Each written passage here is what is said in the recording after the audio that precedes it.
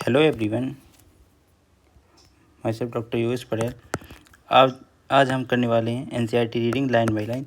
मैंने इससे पहले ह्यूमन रिप्रोडक्शन कंप्लीट कर दिया है, आप जाके देख सकते हो। ठीक है, हम इन आने वाले 30 डेज़ में पेपर 21 जून को है, तो इससे पहले कंप्लीट एनसीईआरटी कर लेंगे। ठीक है, लाइन बाय लाइन।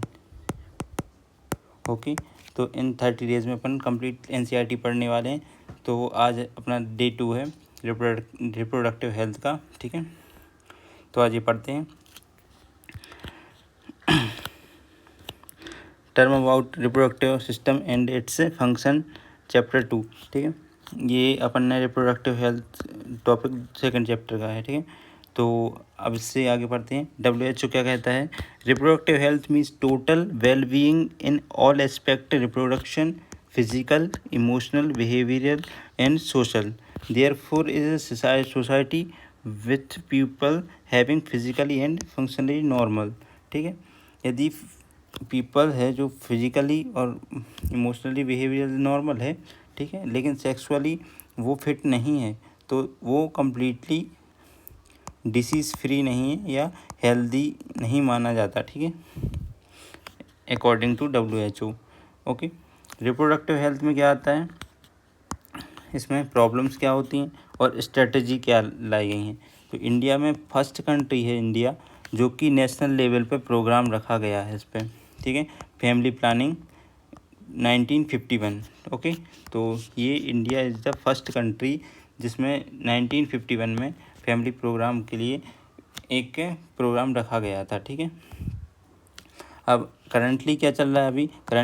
अभी RCH चल रहा है, जिसका नाम है reproductive child health care programme, जिसमें क्या करते हैं, creating awareness along with people various reproduction related aspect, providing facilities and support building up a reproductively healthy society. ठीक है, with the help of audio visual printed media government and non government agencies। इसमें क्या करते हैं, awareness बताते हैं, sexually education, sex education को बढ़ावा देते हैं। ठीक है, इसके बाद आता है एम्यूनोसेंटोसिस क्या है, जो sex determination legally check increase man means female foeticide को बढ़ावा जा रहा था, इसलिए इसमें एम्यूनोसेंटोसिस को बैन कर दिया गया है। ओके, और इसके बाद आता है सहेली, एक न्यू ओरल कॉन्ट्रासेप्टिव पिल है जो कि फीमेल के लिए बनाई गई है by scientist at central drug research institute CDRI में, लखनऊ में। ओके, ये नॉन स्टेरॉइड पिल होती है, कॉन्ट्रासेप्टिव पिल है जो वीकली ओरल दी जाती है। ठीक है, जिसके साइड इफ़ेक्ट बहुत कम होते हैं। इसके बारे में आगे बहुत ज़्यादा दिया हुआ है, वो पढ़ेंगे अपन डिटेल में। ओके, तो अब आते हैं population stabilisation and birth control और स्टेबलाइजेशन कैसे करना है अपन को। पॉपुलेशन देखो, सबसे पहले अपन पढ़ते हैं कि 6 बिलियन थी पॉपुलेशन, 6 बिलियन थी 2000 में, जबकि 7.2 बिलियन हो गई 2011 में। तो कैसा ट्रेंड चल रहा है? अभी बढ़ता हुआ ट्रेंड चल रहा है। ओके, इसमें मैटरनल मोर्टेलिटी रेट MMR और इन्फेंट मोर्टेलिटी रेट है जो उसको रैपिडली डिक्लाइन करना है। ठीक है, इसके बाद आते हैं मेन सबसे इम्पोर्टेंट टॉपिक है कॉन्ट्रासेप्टिव मेथड।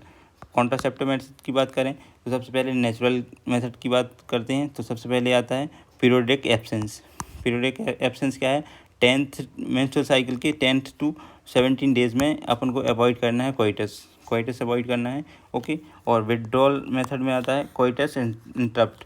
जब विड्रॉल मेथड में क्या होगा, another method which is male partner withdraws his penis from vagina, just ejaculation के पहले अपना पेनिस बाहर कर लेगा वेजाइना के, और इसको बोलेंगे विड्रॉल मेथड। ठीक, और थर्ड मेथड है जो लैक्टेशनल एमेनोरिया। लैक्टेशनल एमेनोरिया क्या होती है? जब कोई फीमेल ब्रेस्ट फीडिंग करती है तो उसमें मेंस्ट्रुअल साइकिल नहीं चलती। ठीक है, तो ओव्यूलेशन भी नहीं होगा और फर्टिलाइजेशन का चांस नहीं होता। ठीक है, तो ये तीनों मेथड हो गई नेचुरल। नेचुरल कॉन्ट्रासेप्टिव मेथड के अंडर आती हैं तीनों मेथड। अब इसके बाद आती है बैरियर मेथड। बैरियर मेथड में आता है कॉन्डोम, जो कि फीमेल और मेल दोनों होता है। बैरियर मेथड में क्या होता है, ओवम और स्पर्म है जो उसको प्रिवेंट करते हैं physically meeting with the help of barrier. Okay, such as method both male and female condom, ठीक है, दोनों टाइप के आते हैं। जो कि ये एक बेनिफिट और होता है, जो STI जो सेक्सुअली ट्रांसमिटेड डिसीजेज हैं और एड्स हैं उसको प्रिवेंट करता है, ठीक है। तो इसका एक एडवांटेज ये भी है कि कॉन्डोम यूज़ कर सकते हैं। ओके, इसके बाद आते हैं diaphragm, cervical cap, vaults, also barrier method made of rubber and female reproductive tract में, ठीक है, कवर करते हैं, ठीक है। ये होते हैं बैरियर मेथड। इसके बाद आते हैं अनदर कॉन्ट्रासेप्टिव मेथड में क्या गई, इंट्रायूटेराइन डिवाइस। आईयूडीज में क्या होगा, कॉपर टी, ये टी शेप में होता है, ये धागे लगे रहते हैं, ठीक है। तो ये कॉपर रिलीजिंग होती है, ठीक है। कॉपर रिलीजिंग में क्या क्या करना है, इसमें आयोडीज में क्या कौन कौन सी होती है, नॉन मेडिकेटेड आयोडीज होती हैं, जिसमें आती है लेपिस लूप आती है, कॉपर रिलीजिंग आयोडीज आती हैं, कॉपर टी, कॉपर 7, मल्टीलोड 7, 375, ठीक है, ये कॉपर रिलीजिंग होती हैं। और हार्मोन रिलीजिंग में कौन कौन सी आती हैं, प्रोजेस्टेरोन और LNG-20, ये हार्मोन रिलीजिंग है। आयोडीज होती हैं जो phagocyte of sperm with in uterus, ठीक है। कॉपर आयंस रिलीज होते हैं जो सप्रेस करते हैं स्पर्म की मोटिलिटी को, ठीक है। और जो हार्मोन रिलीजिंग होती हैं वो अनसुटेबल बनाती हैं implantation and the cervix, hostile to the sperms, ठीक है। मोस्ट वाइडली एक्सेप्ट होती हैं ये आयोडीज, ठीक है। Oral administration of small doses of progesterone and estrogen, दोनों कॉम्बिनेशन देते हैं, जिसको बोलते हैं OCPs, ओरल कॉन्ट्रासेप्टिव पिल्स होती हैं, ठीक है। ये 7 डेज़ के गैप से देते हैं 21 दिन तक, ठीक है, जो कि मेंस्ट्रुअल साइकिल के ख़त्म होने के बाद शुरू कर देते हैं, ठीक है। इसके बाद आता है इम्प्लांटेशन। इम्प्लांट में क्या करते हैं, प्रोजेस्टेरोन अकेला दे देंगे या कॉम्बिनेशन में से एस्ट्रोजन देंगे। इफेक्टिव पीरियड में ऐसा होती है, बट ये लॉन्गर पीरियड के लिए इफेक्टिव होती है, ठीक है। इसके बाद आते हैं सहेली के बारे में मैंने पहले भी बता दिया है। ओरल कॉन्ट्रासेप्टिव पिल होती है जो नॉन स्टेरॉइडल है, ठीक है, और वंस अ वीक देते हैं और साइड इफ़ेक्ट बहुत कम होते हैं, ठीक है। अब इसके बाद इम्प्लांट के बारे में ये दिया हुआ है, ठीक है। और आयोडीज जो कि इमरजेंसी 72 आवर्स की क्वाइटस में होती हैं, जो इफेक्टिव होती हैं इमरजेंसी कंडीशन में, जो कि रेप कंडीशन या अनप्रोटेक्टेड इंटरकोर्स के लिए पॉसिबल प्रेगनेंसी को बचाती हैं, ठीक है। ये हो गया पिल्स, ठीक है। अब आते हैं सर्जिकल मेथड। सर्जिकल मेथड में आती है वेसेक्टोमी एंड ट्यूबेक्टोमी। वेसेक्टोमी में क्या करते हैं, बॉस डिफरेंस को कट करके उसको टाइट कर देते हैं, ठीक है, और फैलोपियन ट्यूब को कट करेंगे और टाइट कर देंगे, ठीक है। ये हो गई सर्जिकल मेथड। ये सर्जिकल मेथड होती हैं जो कि टेक्निकल हाईली इफेक्टिव होती हैं, but they are reversibly very poor, ठीक है, रिवर्सिबल नहीं होती हैं, ठीक है। इसके देखो OCPs के जो साइड इफ़ेक्ट हैं जो आएंगी, नोजिया, एब्डोमिनल पेन और ब्रेक ब्लीडिंग और रेगुलर मेंस्ट्रुअल ब्लीडिंग और breast cancer, very significant, not very significant, ठीक है। और ये सब इग्नोर कर देते हैं अपन क्योंकि बहुत लेस होती हैं, ठीक है, ये चीज़ें। और इसके बाद आते हैं MTP, medical termination of pregnancy. इसके बारे में देखो, एक एक्ट बनाया गया था 2017 में, जो कि इसमें आया था कि यदि प्रेगनेंसी 12 वीक से कम है, ठीक है, तो उसको MTP करने के लिए कम से कम 1 रजिस्टर्ड मेडिकल प्रैक्टिशनर की ज़रूरत होती है, ठीक है। यदि 12 वीक से ज़्यादा है और 24 वीक से कम है तो 2 रजिस्टर्ड मेडिकल प्रैक्टिशनर की ज़रूरत पड़ती है for medical termination of pregnancy. और इसके आगे आते हैं, यदि MTP कब करते हैं, जब इन्वॉल्व हो रिस्क प्रेग्नेंट वूमन का और इंजरी हो फिजिकल और मेंटल, ठीक है। इसके बाद क्या होता है, यदि चाइल्ड में कुछ सफ़र कर रहा हो फिजिकल, मेंटल या एबनॉर्मलिटी से या हैंडीकैप्ड हो, तो ही MTP करते हैं, ठीक है। ये कंडीशन हो गई MTP की। अब आते हैं MTP इंटेंशनल और voluntary termination of pregnancy before full term is called medical termination of pregnancy, ठीक है। Nearly 45 to 50 million MTP are perform all year all over the world, ठीक है। इतनी MTP हो जाती हैं all over the world, 1/5 of total conceive of pregnancy, ठीक है। ये नंबर याद रखना है आपको। Government of India listed MTP 1971 with strict condition to avoid misuse. इसका मिसयूज़ कम करने के लिए गवर्नमेंट ऑफ इंडिया ने MTP के लिए यही एक्ट बनाए हुए हैं, ठीक है। अब इसके बाद आते हैं, ये डिटरमाइन करता है सेक्स के लिए।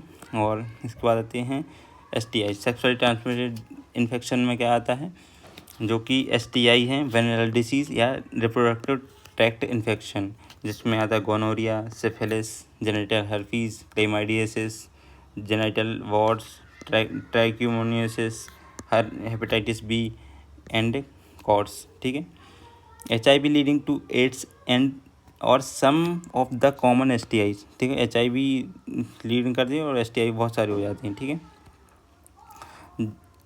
Accept hepatitis B, genital herpes और HIV infection, other disease are completely curable. ये तीनों को छोड़कर जितनी भी डिसीज़ होती हैं STIs, ठीक है, वो कम्प्लीटली क्योरेबल हैं, बट ये तीनों नहीं हैं, याद रखना, ठीक है। HIV, हर्पीज़ और हेपेटाइटिस B, ठीक है। अब इसमें क्या क्या होगा, सिम्टम्स क्या क्या होंगे। अर्ली से most these minor include itching, fluid discharge, slight pain, swelling ETC in genital region, ठीक है। अब इसके बाद आते हैं कि क्या क्या अवॉइड करना है अपन को। Avoid sex with unknown partners, ठीक है, multiple partners. Always try to use condom during coitus, ठीक है, कॉन्डोम यूज़ करना है ड्यूरिंग क्वाइटस। और इन केस ऑफ डाउट, यदि डाउट हो रहा है या तो शुड गो क्वालिफाइड डॉक्टर और detection to complete treatment diagnose with infection. Complete treatment लेना है यदि कुछ भी इन्फेक्शन डायग्नोस होता है, ठीक है। सेक्सुअल कोइनिबिशन की क्या होता है, these are many physical congenital disease, drugs, immunological even physiological in India, ठीक है। इनफर्टिलिटी को शो करता है, ठीक है। इसके बाद आते हैं इनफर्टिलिटी। इनफर्टिलिटी क्या होता है, ये होती incomplete without mention of infertility. जो रिप्रोडक्टिव हेल्थ इनकम्प्लीट है यदि अपन इनफर्टिलिटी की बात ना करें तो, ठीक है। वो कपल जो 1 to 2 ईयर से साथ रह रहे हैं और सेक्सुअली एक्टिव हैं, फिर भी चिल्ड्रन कंसीव नहीं कर पा रहे हैं, उनको बोलते हैं इनफर्टिलिटी, ठीक है। जो कि इम्यूनोलॉजिकल भी हो सकते हैं, इवन फिजियोलॉजिकल होते हैं, डिसीज़ या ड्रग्स ले रहे हों उसके कारण भी हो सकता है, ठीक है। मोस्ट कॉमनली ऑफन क्या होता है, फीमेल को ब्लेम करते हैं कि कपल चाइल्डलेस है, ठीक है, लेकिन ये सिर्फ गलत है, ये मेल में भी हो सकता है, ठीक है। इसके बाद इसके लिए क्या होता है, ARTs असिस्टेड रिप्रोडक्टिव टेक्निक्स, ठीक है। असिस्टेड रिप्रोडक्टिव टेक्निक में क्या आता है, in vitro fertilisation. In vitro fertilisation में क्या करेंगे, एम्ब्रियो ट्रांसफ़र। एम्ब्रियो ट्रांसफ़र कैसे करते हैं, एक ओवा लेंगे डोनर का या वाइफ का और स्पर्म लेंगे हस्बैंड का या डोनर का, ठीक है। दोनों को कलेक्ट करेंगे और साइमल्टेनियसली लेबोरेटरी में बॉडी जैसी कंडीशन में ग्रो करेंगे और उसको जाइगोट में कन्वर्ट करेंगे। जब जाइगोट बन जाएगा तो 8 ब्लास्टोमियर की कंडीशन में उसको ट्रांसफ़र कर देंगे इनटू फैलोपियन ट्यूब, उसको बोलते हैं जिप्ट जाइगोट इंट्रा फैलोपियन ट्रांसफ़र, ठीक है।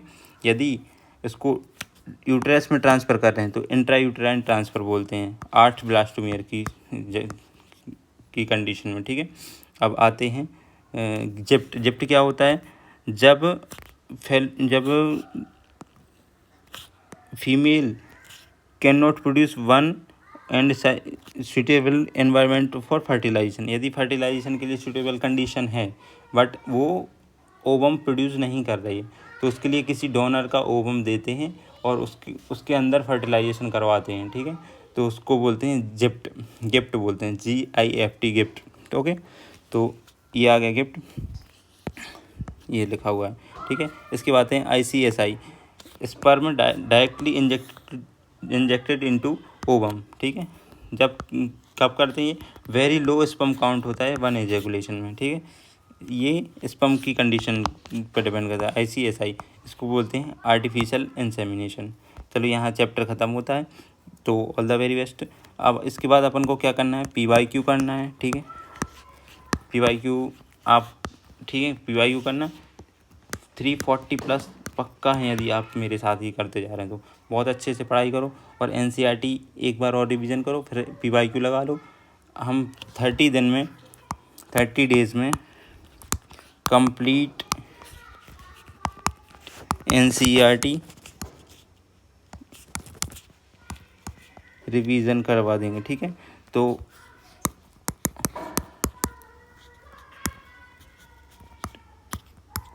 All the best, okay, thank you.